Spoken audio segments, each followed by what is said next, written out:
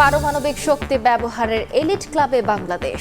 রূপপুর বিদ্যুৎ কেন্দ্রে uranium loading শুরু, অগাস্টে মিলবে ৩০০ মেগাওয়াট। পাশে থাকবে রাশিয়া। সামর্থ্যহীনদের জন্য বিচার প্রাপ্তি নিশ্চিত করবে সরকার। আইনগত সহায়তা দিবসে প্রধানমন্ত্রী গণতন্ত্র সুসংহত করতে ন্যায়ের শাসন প্রতিষ্ঠায় জোর। মুক্তিযোদ্ধা পরিবারের লোক কেউ জামাত করতে পারে না, আর জামাত করলে ডাবল অপরাধ করতে। যুক্তি যখন ফুরিয়ে যায়, মাথা তখন গরম হয়ে যায়। আমি এটার তীব্র নিন্দা জানাই। আমার সাথে যুদ্ধ করছি, আমরা রাজাকারের সাথে যুদ্ধ করছি। মুক্তিযুদ্ধ ও রাজাকার ইস্যুতে সংসদে উত্তাপ। বিএনপির এমপির বক্তব্যের প্রতিবাদ বিরোধী দলীয় নেতার, পরিস্থিতি শান্ত করলেন স্পিকার। জঙ্গিবাদ মাথাচাড়া দেওয়ার চেষ্টা দেখছেন তথ্য উপদেষ্টা। সন্দেহভাজনদের জামিন বাতিলে উদ্যোগ। জঙ্গি ইস্যুকে হাতিয়ার বানিয়ে ফায়দা লোটে আওয়ামী লীগ। এবং রাজধানীর নিউ মার্কেট এলাকায় দুর্বৃত্তদের গুলিতে যুবকের মৃত্যু। নিহত টিটনের নাম শীর্ষ সন্ত্রাসীর তালিকায়, জানালো পুলিশ। হামলাকারীরা পলাতক।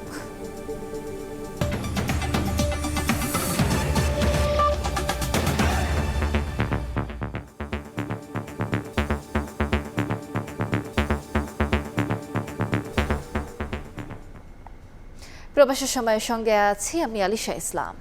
৩৩তম দেশ হিসেবে পারমাণবিক শক্তি ব্যবহারের এলিট ক্লাবে বাংলাদেশ। শুরু হলো দেশের প্রথম পারমাণবিক বিদ্যুৎ কেন্দ্রে ইউরেনিয়াম লোডিং কার্যক্রম, যা চলবে অন্তত ৪৫ দিন।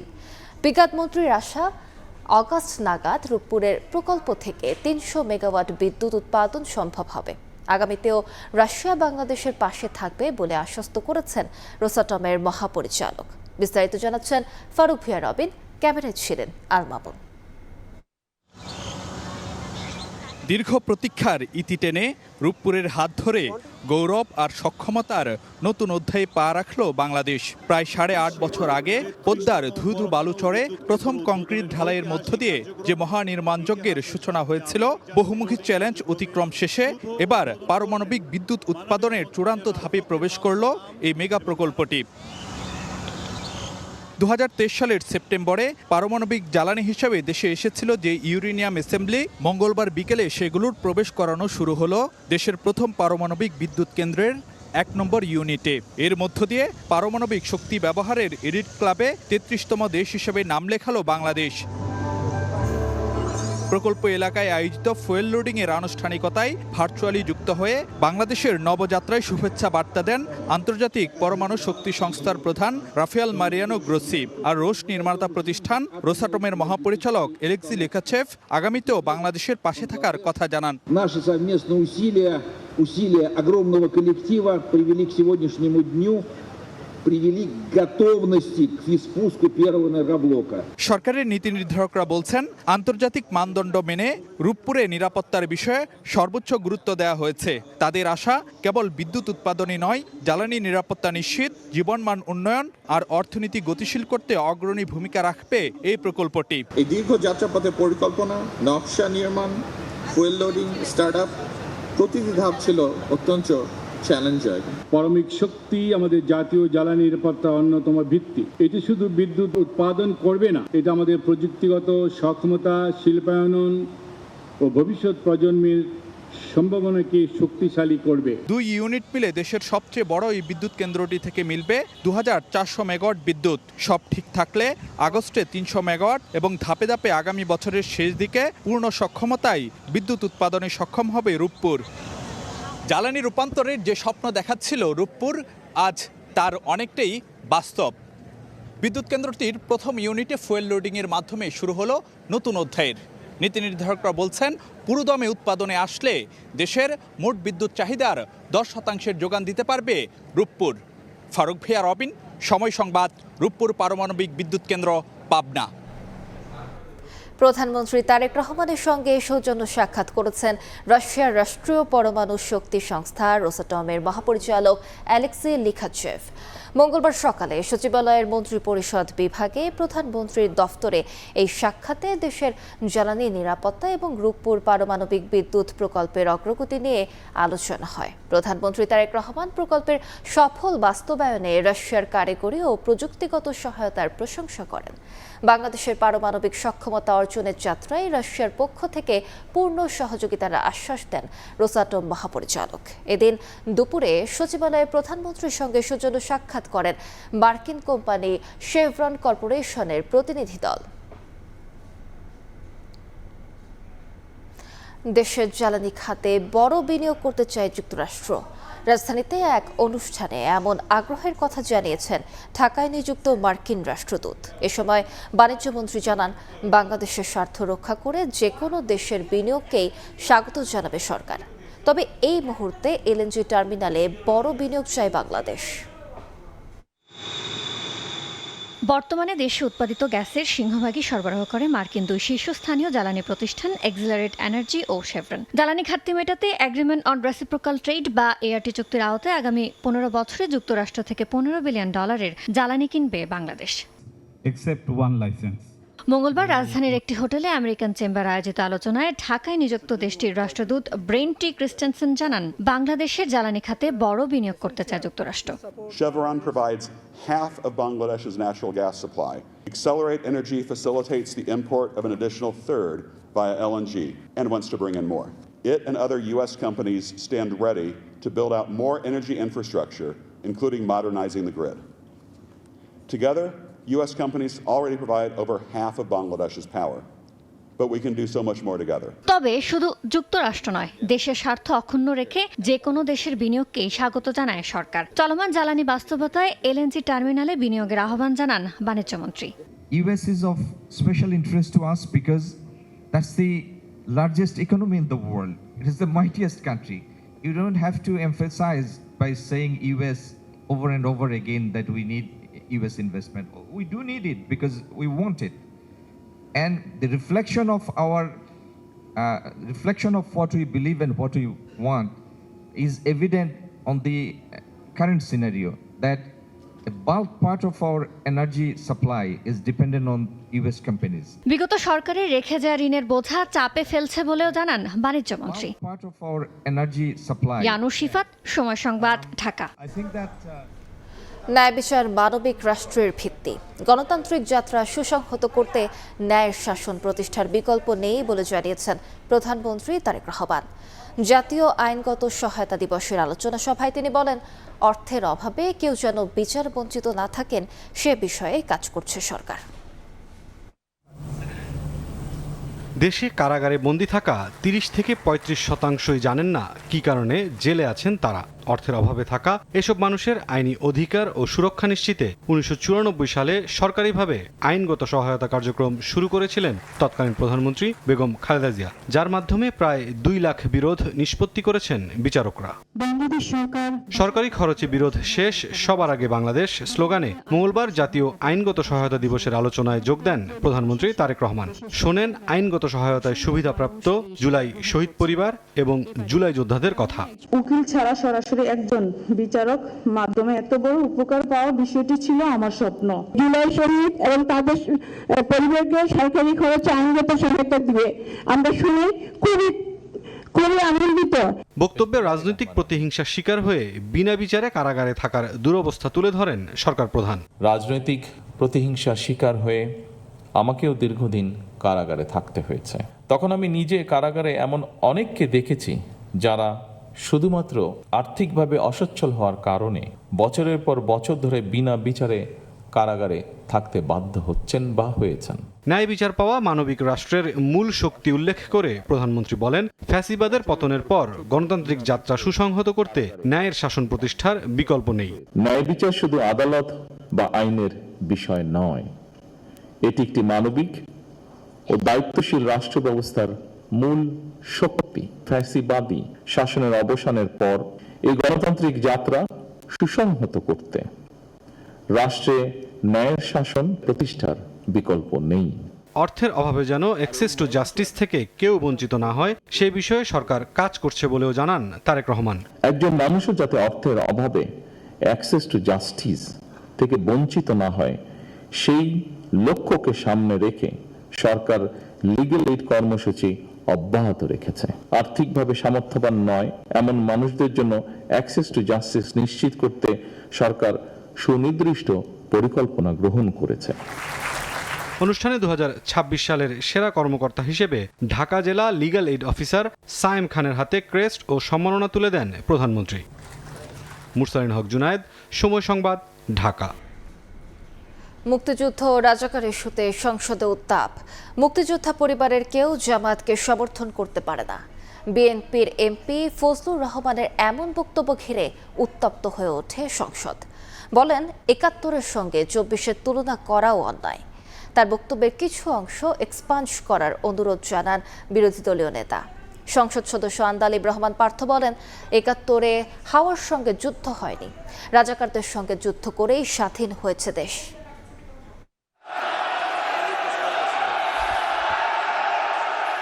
এবার ৭১-এর মুক্তিযুদ্ধ ও ২৪-এর অভ্যুত্থান নিয়ে বক্তব্যে উত্তপ্ত সংসদ।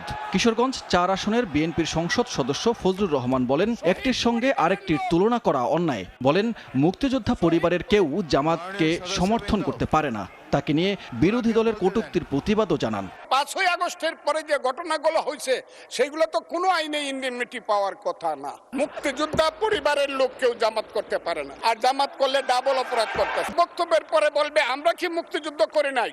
যেমন বিরোধী দলের নেতা বলেন, ওনাকে আমি অসম্মান করি না, সব সময় মাননীয় বলে কথা বলি, কিন্তু ওনার দলের লোকজন এখানে বসে আছে, তারা আমাকে ফজা পাগলা বলে কথা বলে। বক্তব্যের মাঝেই বিরোধী দলের বিরোধিতার মুখে বক্তব্য থামিয়ে অধিবেশন শান্ত করতে বক্তব্য রাখেন স্পিকার নিজেই।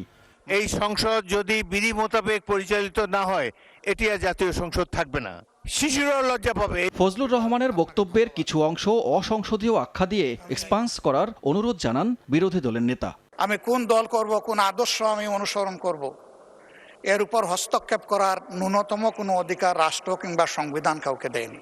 আমি অনুরোধ করব মাননীয় স্পিকার, তার এই অসংসদীয় অংশটা এখান থেকে যেন এক্সপান্স করা হয়। যুক্তি যখন ফুরিয়ে যায়, মাথা তখন গরম হয়ে যায়। বিবেচনার আশ্বাস দেন স্পিকার। ফজলুর রহমান যে বক্তব্য দিয়েছেন তার মধ্যে যদি অসংসদীয় কোনো কিছু থাকে সেটা এক্সপান্স করা হবে।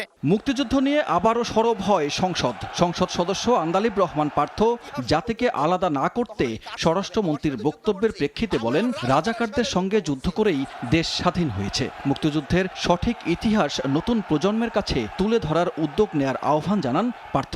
তুম হামসে মোহাব্বত করো, হাম বেওয়াফা নেহি করেঙ্গে। না মানে উর্দুতে বললাম যাতে বুঝতে সুবিধা হয়। যুদ্ধের ইতিহাস যখন বলতে হবে তখন আমি কার সাথে, আমি হাওয়ার সাথে যুদ্ধ করছি, আমরা রাজাকারের সাথে যুদ্ধ করছি। এদিকে জঙ্গি হামলার শঙ্কা নিয়ে প্রশ্নের লিখিত জবাবে সংসদকে স্বরাষ্ট্রমন্ত্রী জানান, সব বিমানবন্দরের নিরাপত্তা বাড়ানো হয়েছে। সম্পর্কিত স্থায়ী কমিটিগুলো গঠিত হয়নি। সানবীর রূপল, সময় সংবাদ, ঢাকা। দেশে জঙ্গিবাদ মাথাচাড়া দেওয়ার চেষ্টা করলেও আতঙ্কিত হওয়ার মতো ঝুঁকি নেই বলে জানিয়েছেন প্রধানমন্ত্রীর তথ্য ও সম্প্রচার উপদেষ্টা ডক্টর জাহেদুর রহমান। মঙ্গলবার দুপুরে সচিবালয়ে সাপ্তাহিক ব্রিফিংয়ে তিনি আরও বলেন, সন্দেহভাজনদের জামিন বাতিলে উদ্যোগ নেবে সরকার। এ সময় অন্তর্বর্তী সরকারের আমলে উগ্রবাদকে ছাড় দেওয়া হয়েছিল বলে অভিযোগ করেন উপদেষ্টা। দেশে আবারও আলোচনায় জঙ্গিবাদ। সম্প্রতি গুরুত্বপূর্ণ স্থাপনায় হামলার আশঙ্কা জানিয়ে সব ইউনিটকে সতর্ক করে পুলিশ সদর দপ্তর। এরই মধ্যে কেপিআই প্রতিষ্ঠানে জোরদার করা হয়েছে নিরাপত্তা। মঙ্গলবার সচিবালয়ে সাপ্তাহিক ব্রিফিংয়ে প্রধানমন্ত্রীর তথ্য ও সম্প্রচার উপদেষ্টা জানান, ৫ আগস্টের পর শরিয়া ভিত্তিক রাষ্ট্র কায়েমের স্বপ্ন ছিল একটি গোষ্ঠীর, কিন্তু গণতান্ত্রিক শক্তি ক্ষমতায় আসায় তাদের সে লক্ষ্য পূরণ হয়নি। বাংলাদেশে জঙ্গি আছে। ১.৫ বছর ইন্টারিম সরকারের সময় আমরা খেয়াল করেছি এই প্রবণতার মানুষদের অনেক বেশি সংগঠিত হওয়া বা পাবলিকলি আসা বা ওপেনলি আসার প্রবণতা তৈরি হয়েছিল। কারো কারো স্বপ্ন ছিল এখানে এক ধরনের বিশেষ শরিয়া ভিত্তিক রাষ্ট্র কায়েম করবে। শেষ পর্যন্ত সেটা না হয়ে যেতে বাংলাদেশ একটা উদার গণতান্ত্রিক পথে গেছে, সেটা কারো কারো ভালো নাও লাগতে পারে। দেশে জঙ্গিবাদ থাকার কথা স্বীকার করে উপদেষ্টা বলেন, এটি ঝুঁকির পর্যায়ে নেই। কারামুক্ত হয়ে ফের অপরাধে জড়ালে অভিযুক্তদের জামিন বাতিলের উদ্যোগ নেবে সরকার। জঙ্গিবাদ জিরো কোঠায় নিয়ে আসা আমাদের লক্ষ্য। যারা জামিন পেয়েছেন, যারা অভিযুক্ত ছিলেন, তারা একই ধরনের কর্মকাণ্ডে জড়িত আছেন কিনা, সেই ক্ষেত্রে তাদের জামিন বাতিল হতেই পারে। সেটা সেই প্রসেস, সেই যা করা সেগুলো সরকার নিশ্চয়ই করবে। যৌক্তিক সমালোচনাকে স্বাগত জানালেও গণমাধ্যমে ভুল ও অপতথ্য প্রচার হলে সরকার ছাড় দেবে না বলে হুঁশিয়ারি দেন তথ্য উপদেষ্টা। এই প্রবণতার মানুষদের। প্রসূন আশিস, সময় সংবাদ, ঢাকা। এদিকে দেশে জঙ্গি তৎপরতা নেই দাবি করে স্বরাষ্ট্রমন্ত্রী সালাউদ্দিন আহমদ বলেছেন, জঙ্গিবাদ ইস্যুকে ব্যবহার করে ফায়দা লুটেছিল আওয়ামী লীগ। মঙ্গলবার সকালে কোস্টগার্ডের প্রতিষ্ঠা বার্ষিকী অনুষ্ঠানে তিনি আরও জানান, পর্যায়ক্রমে মাঠ থেকে সেনা সদস্যদের তুলে নেওয়া হবে। মঙ্গলবার রাজধানীর আগারগাঁয়ে কোস্টগার্ডের সদর দপ্তরে বাহিনীর ৩১তম প্রতিষ্ঠা বার্ষিকীর আয়োজন শুরু হয়। বিউগল বাজিয়ে বরণ করা হয় আমন্ত্রিত অতিথিদের। প্রামাণ্যচিত্রে তুলে ধরা হয় বাহিনীটির ১ বছরের সাফল্য। এছাড়া বিভিন্ন ঝুঁকিপূর্ণ কাজে অংশ নিয়ে বাহিনীর ১৬ জন জীবন দিয়েছে উল্লেখ করে কোস্টগার্ডে জনবল ঘাটতির কথা জানান মহাপরিচালক। শুরু থেকে সীমিত সম্পদ, জনবল স্বল্পতা ও অভিজ্ঞতার ঘাটতি অতিক্রম করে দেশ সেবার অদম্য প্রত্যয়কে ধারণ করে এ বাহিনী ধারাবাহিকভাবে অগ্রসর হয়েছে। পরে বাহিনীর ১৪ জনকে সাহসিকতাপূর্ণ অবদানের স্বীকৃতি হিসেবে বিভিন্ন পদকে ভূষিত করা হয়। পদক তুলে দেন স্বরাষ্ট্রমন্ত্রী। পরে সাংবাদিকদের প্রশ্নের জবাবে স্বরাষ্ট্রমন্ত্রী বলেন, দেশে জঙ্গি তৎপরতা নেই, তবে বিগত ফ্যাসিস্ট সরকার এটিকে রাজনৈতিক হাতিয়ার হিসেবে ব্যবহার করত। আমাদের দেশে এরকম কোনো তৎপরতা নেই। কিছু এক্সট্রিমিস্ট গ্রুপ থাকে, পৃথিবীর সব দেশে এরকম অ্যাক্টিভ থাকে। এগুলো আমরা ইউজ টু। ফ্যাসিবাদী আমলের সময় তারা নিজস্ব রাজনৈতিক ফায়দা হাসিলের জন্য এগুলোকে হাতিয়ার হিসেবে তারা ব্যবহার করত। আরেক প্রশ্নের জবাবে মন্ত্রী বলেন, সরকারের চাহিদা অনুযায়ী সেনাবাহিনী মাঠে আছে, তবে পর্যায়ক্রমে তুলে নেওয়া হবে। গ্রাজুয়ালি উইথড্র করা হচ্ছে, পুরোটাই উইথড্রয়াল হবে। এর আগে কোস্টগার্ডের জনবল বৃদ্ধি ও আধুনিকায়নে সরকার বদ্ধপরিকর বলে জানান স্বরাষ্ট্রমন্ত্রী। স্বপন আহমেদ, সময় সংবাদ, ঢাকা। প্রবাসের সময় আরও থাকছে। ছেলেকে বাঁচাতে চলন্ত ট্রেনের নিচে ঝাঁপ দিলেন বাবা। অসীম সাহসিকতায় রক্ষা পেল ছোট্ট শিশু। ভৈরব স্টেশনে সন্তানকে ফিরে পেয়ে কাঁদলেন মা। রাজধানীর নিউ মার্কেট এলাকায় দুর্বৃত্তদের গুলিতে এক যুবক নিহত হয়েছেন। মঙ্গলবার রাত ৮টার দিকে নিউ মার্কেটের পশ্চিম পাশে বটতলায় এ ঘটনা ঘটে। পুলিশ জানায়, নিহত ব্যক্তি ২০০১ সালের শীর্ষ সন্ত্রাসীর ২৩ জনের তালিকায় ২ নম্বর আসামি খন্দকার নাইম আহমেদ ওরফে টিটন। রাজধানীর নিউ মার্কেটের পশ্চিম পাশে ঢাকা বিশ্ববিদ্যালয়ের শাহনেওয়াজ ছাত্রাবাসের সামনে হঠাৎই গুলির শব্দ। প্রত্যক্ষদর্শীরা জানান, মঙ্গলবার রাত ৮টার কাছাকাছি মোটর সাইকেলে করে আসে কয়েকজন দুর্বৃত্ত। খুব কাছ থেকে মাথাসহ শরীরের বিভিন্ন স্থানে ৫ থেকে ৬টি গুলি করা হয়। গুলি করে দ্রুত পালিয়ে যায় দুর্বৃত্তরা। এরপর পথচারীরা আহত ব্যক্তিকে ঢাকা মেডিকেলে নিয়ে গেলে মৃত ঘোষণা করেন কর্তব্যরত চিকিৎসক। মারা গেছে তার হলে মুরব্বী টাইপের, বা আমার বাবার বয়সী হবে বা আমার চাচার বয়সী, একটা বয়সী এরকম মুরব্বী টাইপের দাঁড়িয়ে। আর যে গুল্লি করছে সে হলে ইনুবয়সী দনজন। যে লোক মরছে ওই লোক রিস্কার থেকে নামছে, আর হুন্ডার থেকে আইসে ২ জন, আইসে একজন গুলি করছে পরে আবার দেখছে ওই লোকটা নিয়ে মারা গেছে, মারা গেছে পরে দিকে একটা চলে গেছে। ঘটনাস্থলে আসে পুলিশ ও সিআইডির ফরেনসিক টিম। প্রাথমিক তদন্তে বেরিয়ে আসে চাঞ্চল্যকর তথ্য। পুলিশ জানায়, নিহত ব্যক্তি ২০০১ সালের শীর্ষ সন্ত্রাসীর ২৩ জনের তালিকায় ২ নম্বর আসামি খন্দকার নাইম আহমেদ ওরফে টিটন। সে ২০০১ সালে আপনারা জানেন যে তখন এই গভর্নমেন্টে শীর্ষ সন্ত্রাসী ২৩ জনের তালিকা প্রকাশ করছিল প্রকাশ্যে। তো তার ২ নম্বর আসামি ছিল সে দীর্ঘদিন জেলে ছিল। ৫ আগস্টের পরে সম্ভবত ১৩ আগস্টে সে জামিনে মুক্ত হয়। সে পালাই ছিল, লুকাই ছিল। সন্ত্রাসীদের যারা এই আন্ডারওয়ার্ল্ড, তাদের লেভেলেই কেউ না কেউ এই ঘটনা ঘটাইছে। নিহত টিটন আরেক শীর্ষ সন্ত্রাসী সানজিদুল ইসলাম ওরফে ইমনের শালা। ইমনের হাত ধরেই অন্ধকার জগতে পা রেখেছিল টিটন। সম্পর্কে শালা দুলাভাই হলেও জামিনে বের হওয়ার পর দুজনের মধ্যে দ্বন্দ্ব তৈরি হয়। আইনশৃঙ্খলা বাহিনীর ধারণা, পুরনো শত্রুতা কিংবা আধিপত্য বিস্তারকে কেন্দ্র করেই এই টার্গেট কিলিং। তবে কারা এই হত্যার পেছনে তা এখনও স্পষ্ট নয়। সামদানি প্রত্যয়, সময় সংবাদ, ঢাকা। সংসদ নির্বাচনে ইসির কার্যকর ভূমিকায় ভোট স্বচ্ছ ছিল। ইলেকশন ইঞ্জিনিয়ারিং এর অভিযোগ সঠিক নয় বলে জানিয়েছে ইইউ নির্বাচন পর্যবেক্ষক মিশন। ১২ ফেব্রুয়ারি অনুষ্ঠিত ত্রয়োদশ জাতীয় সংসদ নির্বাচন নিয়ে চূড়ান্ত প্রতিবেদনে এ তথ্য জানায় পর্যবেক্ষক দলটি। মঙ্গলবার দুপুরের হোটেল ইন্টারকন্টিনেন্টালে পর্যবেক্ষক দলের প্রধান ইভার্স আইজাবস জানান, আন্তর্জাতিক মানদণ্ড বিবেচনায় এসেছে এমন পর্যবেক্ষণ। নির্বাচনে ভোটের হার এবং পোস্টাল ব্যালটের বিষয়টি প্রশংসনীয়। ভবিষ্যৎ নির্বাচন ব্যবস্থার উন্নয়নে ডিজিটাল মাধ্যমে নারী হেনস্থা রোধ, এক তৃতীয়াংশ নারীর অংশগ্রহণ এবং প্রার্থীদের খরচের হিসাব নিয়ে অডিট সহ 19 প্রস্তাব তুলে ধরা হয়। এসব বিষয়ে গুরুত্ব দিলে আগামী সংসদ নির্বাচন আরও অংশগ্রহণমূলক হবে। সংসদ নির্বাচন নিয়ে 14 ফেব্রুয়ারি প্রাথমিক প্রতিবেদন প্রকাশের পর এবার চূড়ান্ত প্রতিবেদন দিল EU mission. The orderly and peaceful election day, followed by a transparently conducted first time since 2008, elections were genuinely competitive. The Election Commission adopted a proactive approach to rebuilding public trust. রাজনৈতিক দুর্বলতায় জলবায়ু পরিবর্তন ও অভিবাসী সংকট নিয়ে কাঠামোগত পরিবর্তন আনা সম্ভব হয়নি বলে মন্তব্য করেছেন তথ্য ও সম্প্রচার মন্ত্রী জহির উদ্দিন স্বপন।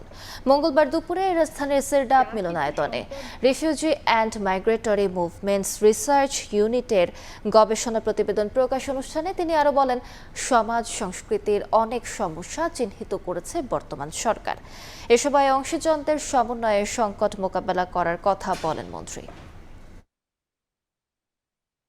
পুল ফ্যাক্টরটা এটা টেনে নিয়ে আসছে মাইগ্রেটকে। আজকে যদি ইন্ডাস্ট্রিতে কাজ না, আমরা ক্ষমতায় আসার আগেই সমাজ, রাজনীতি, রাষ্ট্র এবং এর কাঠামোর মধ্যে অনেক সমস্যাকে আমরা চিহ্নিত করেছি, যে সমস্যাগুলিকে প্রপারলি অ্যাড্রেস না করলে রাজনীতির রেটরিক জায়গাটি থেকে যাবে এবং সেই সমস্যাগুলির কতটা সমাধান করতে পারবো তা সময় নির্ধারণ করবে।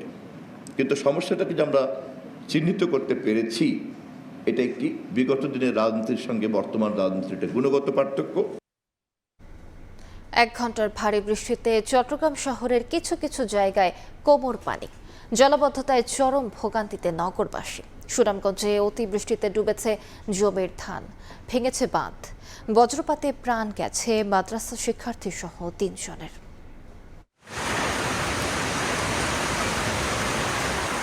কয়েকদিনের কাঠফাটা রোদের পর দেশের বিভিন্ন স্থানে ঝড় বৃষ্টি, জনজীবনের স্বস্তির হাওয়া হয়ে গেছে তীব্র ভোগান্তি। মঙ্গলবার দুপুর 12:30টার দিকে চট্টগ্রামে শুরু হয় মুষলধারে বৃষ্টি। 10 মিনিটেই তলিয়ে যায় প্রবর্তক মোড়, মুরাদপুর ও কাতালগঞ্জের নিচু এলাকা। কোমর পানিতে চলাচলে চরম দুর্ভোগে পড়েন নগরবাসী। জলাবদ্ধ এলাকা পরিদর্শন করে সিটি মেয়র বলেন, সিডিএর খাল সংস্কার কাজ শেষ হলে নগরীর জলাবদ্ধতা কমবে। বৃষ্টি হলে বা কিছু হলে কিন্তু এখানে অনেক পানি উঠে যায়। এখানে আশেপাশে সবগুলো হসপিটাল, ব্যাংক, অন্যান্য প্রতিষ্ঠান সবকিছুই আছে। সব সময় আমরা এই জিনিসটা ফেস করতেছি। যে হিজরাকালের কাজটা যদি কমপ্লিট করতে আগামী 15 তারিখের মধ্যে, তাহলে ইনশাআল্লাহ আমরা জলাবদ্ধতা 70-80% কমিয়ে দিতে পারি।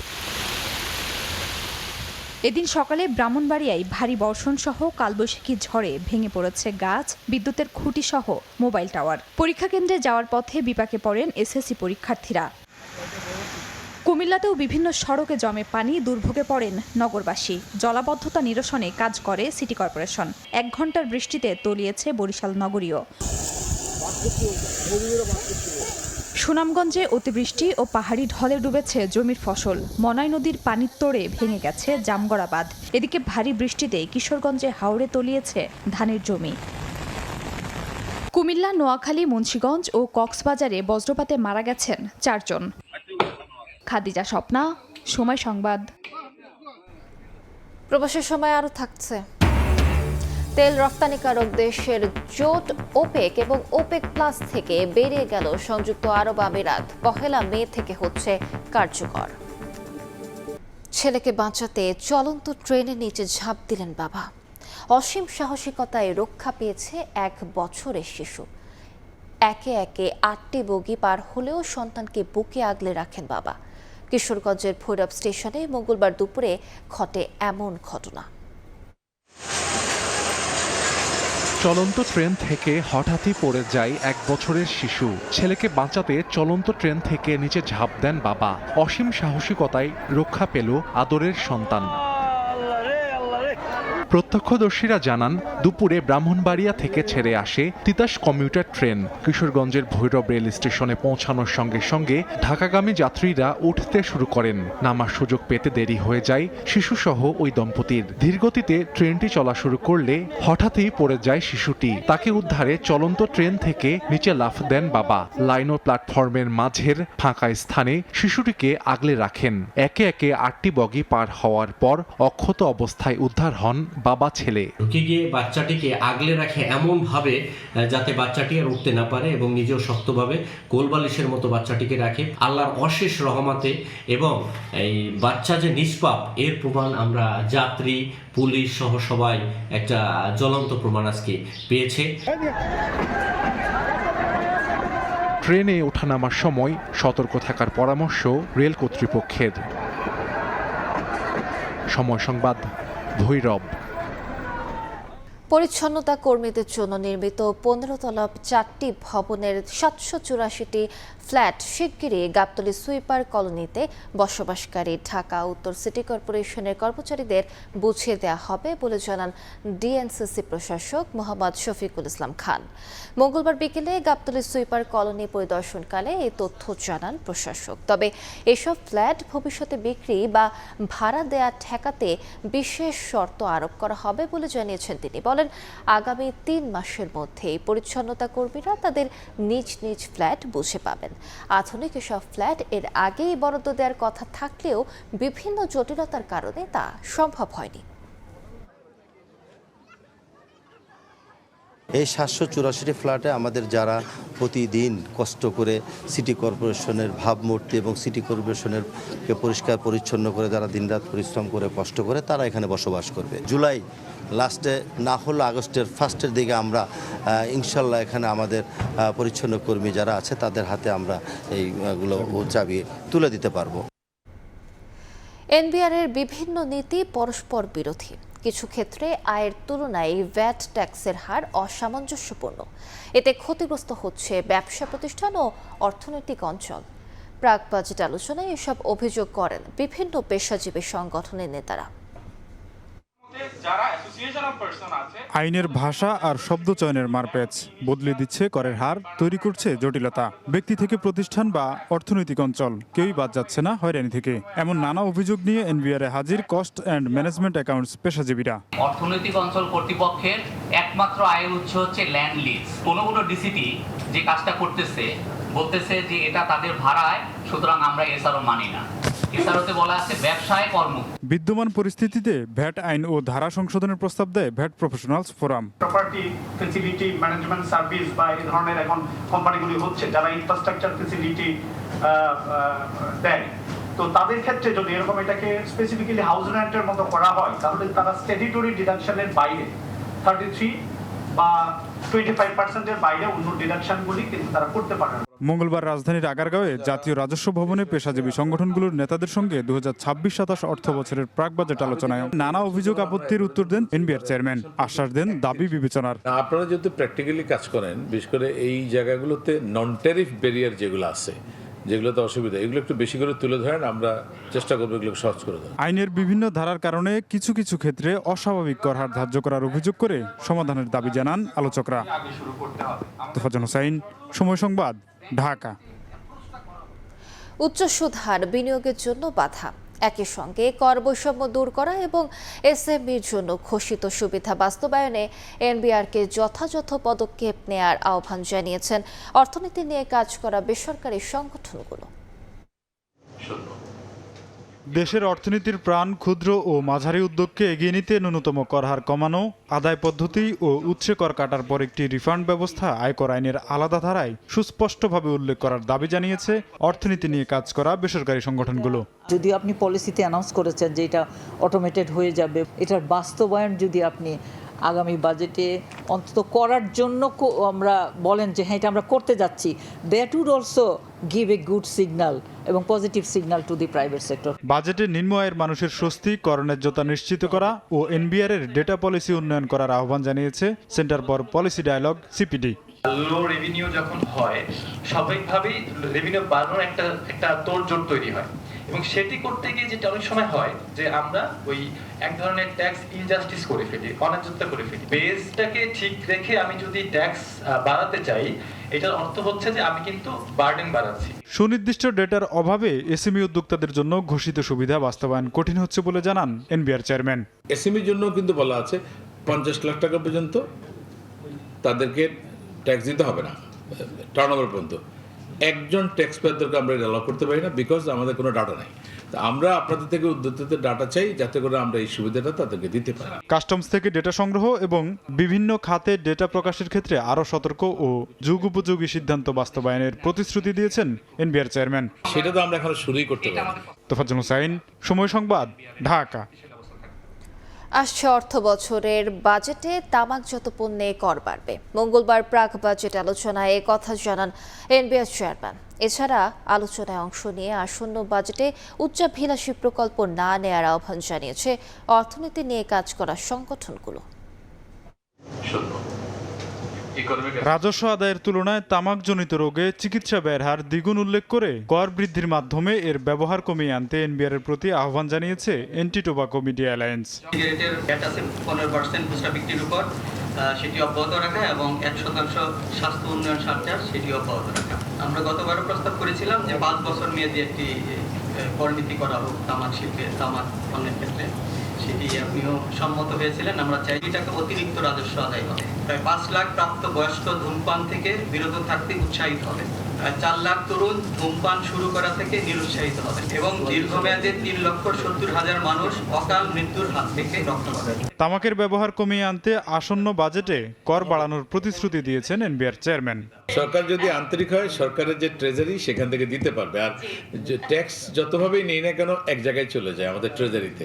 সুতরাং এটা আপনাদের যে যৌক্তিক দাবি, আপনাদেরটা বাড়ানো, সেটা আমার মনে হয় সরকার করতে পারবে। আর তামাকেরটা যেটা আমাদের আত্মা থেকেও যেটা বলেছে, আমরা ট্যাক্স বাড়াবো, তামাকের ট্যাক্সও বাড়বে, কিন্তু দাম যখন বাড়বে, পারিশ্রমিক ট্যাক্স যখন বাড়বে, ডেফিনেটলি আদায় বাড়বে ওখান থেকে। মঙ্গলবার রাজধানীর আগারগাঁওয়ে জাতীয় রাজস্ব ভবনে অর্থনীতি নিয়ে কাজ করা সংগঠনগুলোর সঙ্গে আলোচনা করেন এনবিআর চেয়ারম্যান। আমরা এখন শুরুই করতে পারি, এটা বোধহয় এরও। তোফাজ্জল হোসাইন, সময় সংবাদ, ঢাকা। যুক্তরাজ্যে পাচার হওয়া অর্থ বাংলাদেশে ফেরাতে প্রতিশ্রুতিবদ্ধ দুদেশ। প্রতিরক্ষা খাতেও একসঙ্গে কাজ করবে ঢাকা লন্ডন। ব্রিটিশ হাইকমিশনার সারা কুক আরও জানান, হরমুজ প্রণালী ঘিরে অনিশ্চয়তায় জ্বালানি সরবরাহ স্বাভাবিক রাখতে 45টি দেশকে নিয়ে সমাধান খুঁজছে যুক্তরাজ্য। ইরান যুদ্ধের প্রভাবে হরমুজ প্রণালী ঘিরে অনিশ্চয়তায় বৈশ্বিক জ্বালানি সরবরাহ নিয়ে বাড়ছে উদ্বেগ। চাপের মুখে বাংলাদেশ সহ উন্নয়নশীল দেশের অর্থনীতি। এমন পরিস্থিতিতে মঙ্গলবার জাতীয় প্রেস ক্লাবে কূটনৈতিক বিষয়ক সাংবাদিকদের সংগঠন ডিকাব আলোচনায় ঢাকায় নিযুক্ত ব্রিটিশ হাই কমিশনার জানান, জ্বালানি সংকট স্বাভাবিক রাখতে 45টির বেশি দেশকে নিয়ে কূটনৈতিক সমাধানে কাজ করছে যুক্তরাজ্য। Instability in the Middle East continues to reverberate far beyond the region, shaping global energy markets, disrupting global shipping routes, and driving price volatility that affects households and industries from London to Dhaka. Freedom of navigation, particularly through critical choke points such as the Strait of Hormuz, is therefore not simply a regional concern, but a global economic imperative. My Prime Minister co-chaired a meeting with President Macron on the 17th of April, bringing together over 45 countries from around the world to discuss the situation in the Straits of Hormuz and to be able to work through a diplomatic solution to the challenges and to the crisis. Sarah Cook জানান, যুক্তরাজ্যে পাচার হওয়া অর্থ বাংলাদেশে ফেরত আনতে প্রতিশ্রুতিবদ্ধ দুই দেশ। সামরিক কর্মকর্তাদের প্রশিক্ষণ সহ প্রতিরক্ষা সহযোগিতায় একসঙ্গে কাজ করবে Dhaka London. Work with the National Defence College and also support through our other professional military education back in the UK, but also here in Bangladesh. Asset recovery, that is something that we have worked very closely with the government on over the last 18 months to 2 years.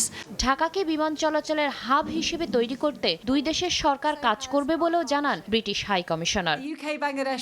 Shatila Sharmin, সময় সংবাদ, ঢাকা। যুক্তরাষ্ট্রের লিমন বৃষ্টিকে নৃশংসভাবে হত্যা মামলা শুনানি শেষে আসামি হিশাম আবু গারবের জামিন নাকচ করে দিয়েছেন আদালত। মঙ্গলবার ফ্লোরিডার টাম্পার আদালতের হিলসবরো কাউন্টির বিচারক এই আদেশ দেন।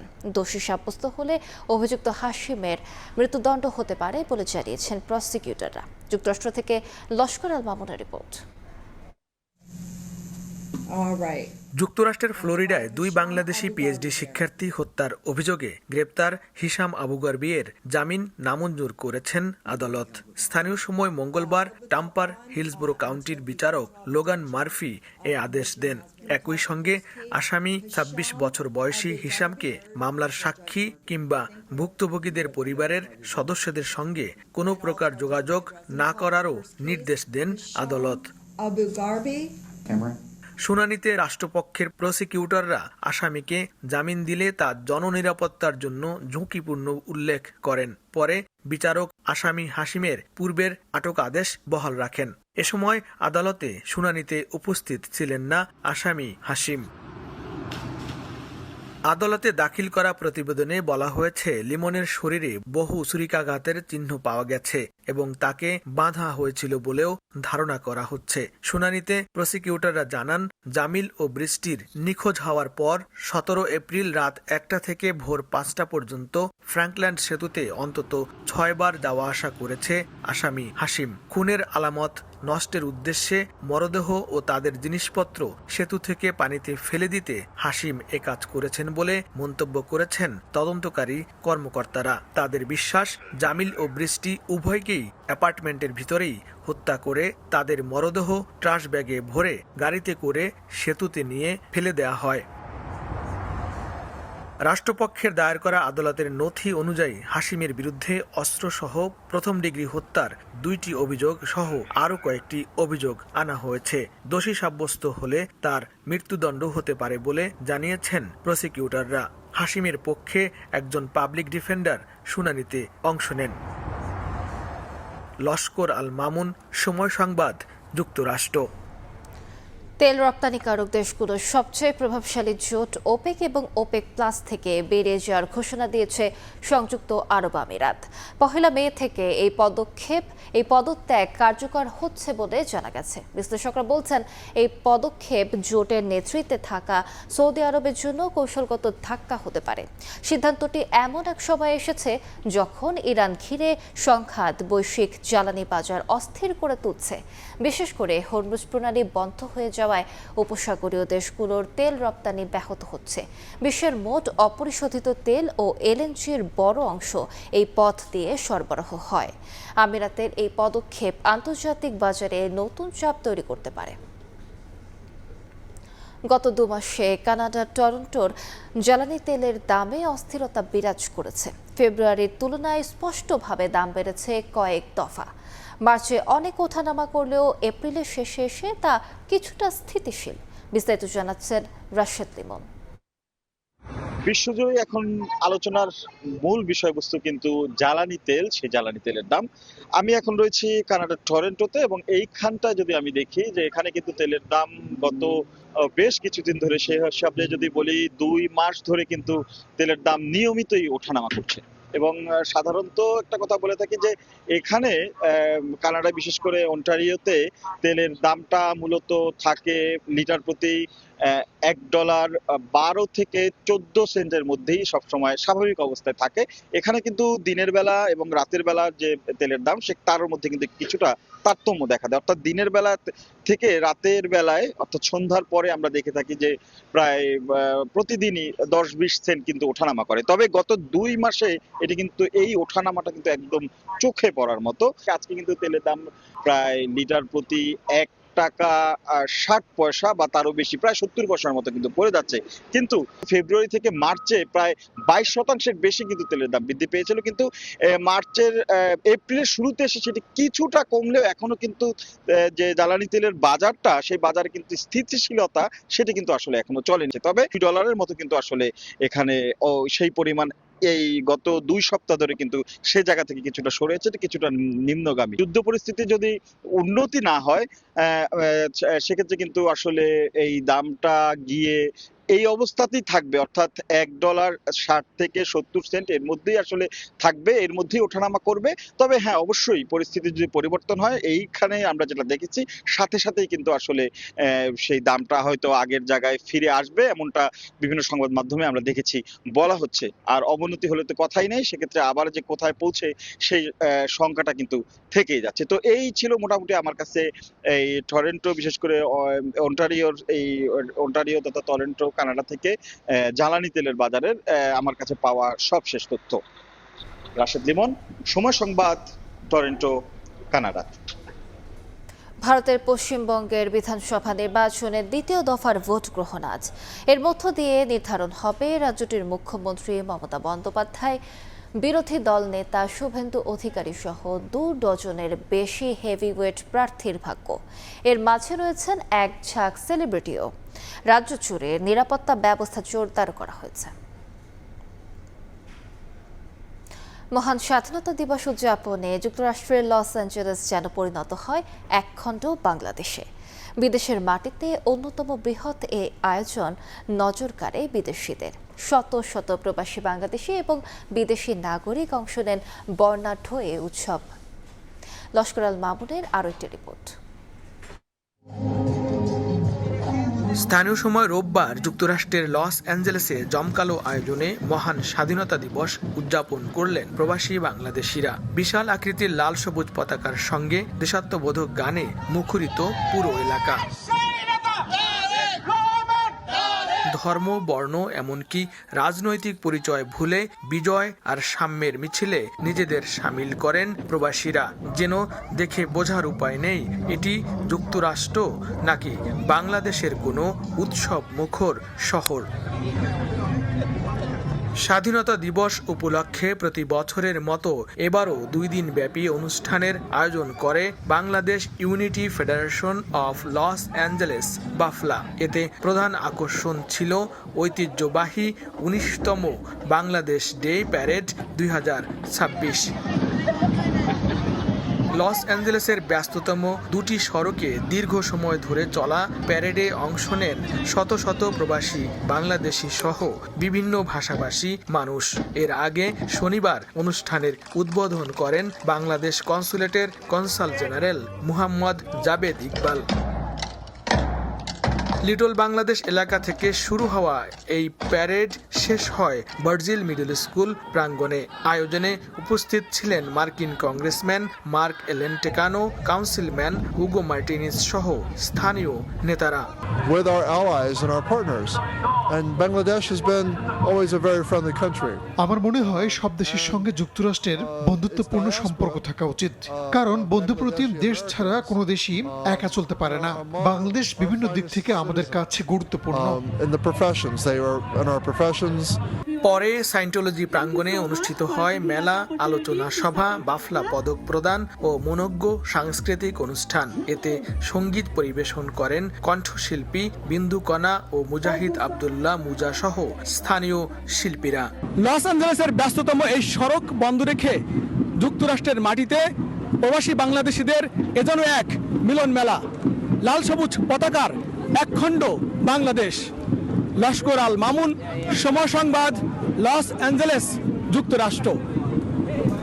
যুক্তরাষ্ট্রের ফ্লোরিডায় শেষ হলো 3 দিন ব্যাপী Asian expo food fair and cultural show. রোববার শেষ দিনেও ছিল দর্শনার্থীর উপচে পড়া ভিড়। এদিন বাংলাদেশ ও ভারতের শিল্পীদের পরিবেশনা মুগ্ধ করে সবাইকে। ফ্লোরিডা থেকে হাসানুজ্জামান সাকির রিপোর্ট।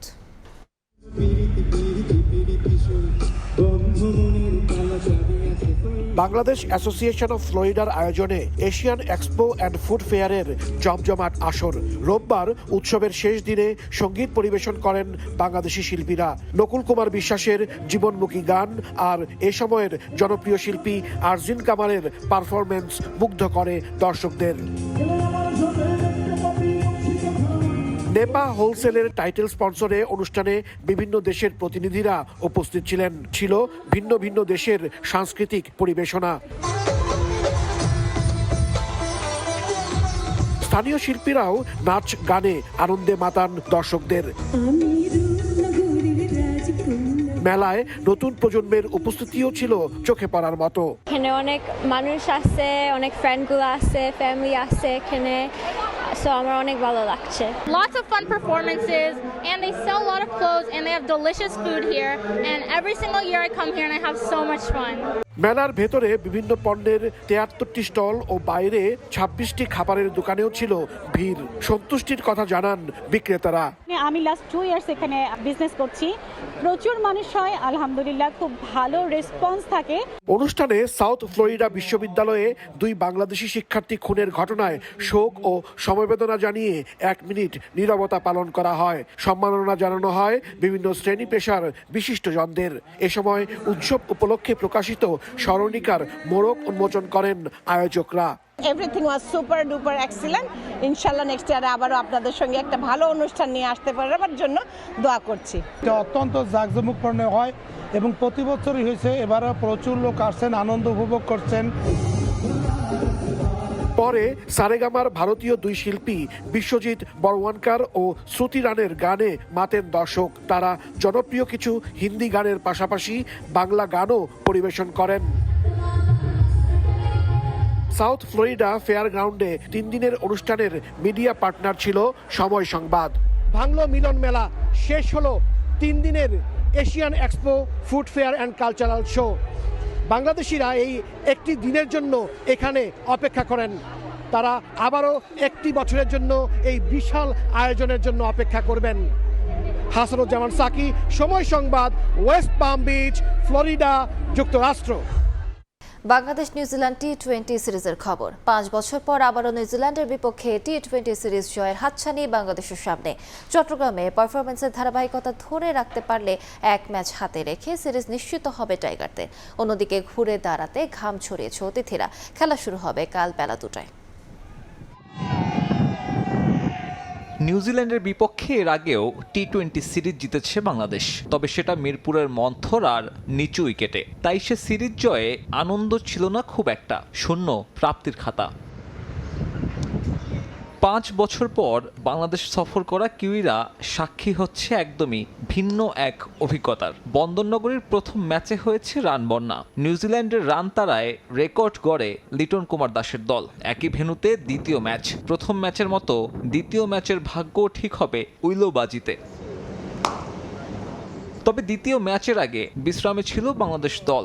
আগের দিনের ক্লান্তি কাটাতে হোটেল বন্দির সময় সেখান থেকেই গণমাধ্যমে বার্তা পাঠিয়েছেন স্পিনার শেখ মেহেদী। স্পিন ইউনিট দায়িত্ব নেবে আরও, অঙ্গীকার তার। 5 মাস পরে ইন্টারন্যাশনাল ম্যাচ খেলতে আসছি।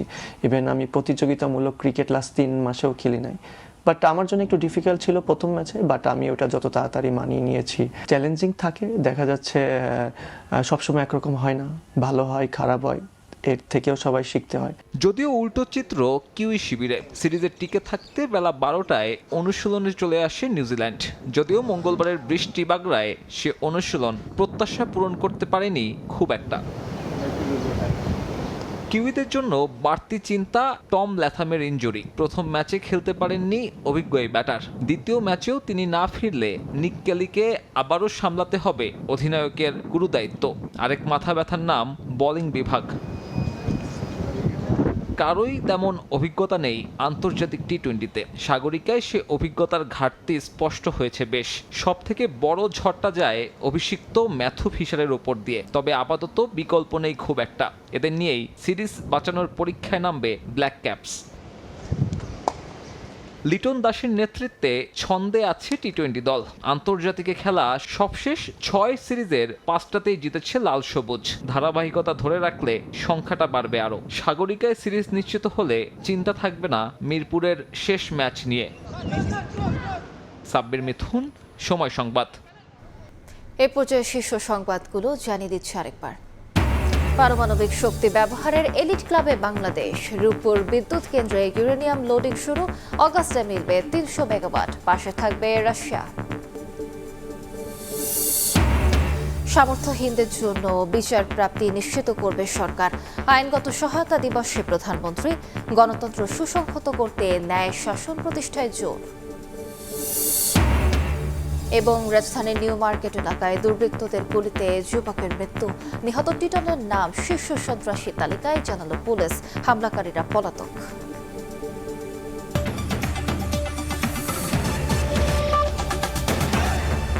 এই ছিল প্রবাসের সময়। সঙ্গে থাকুন সময়।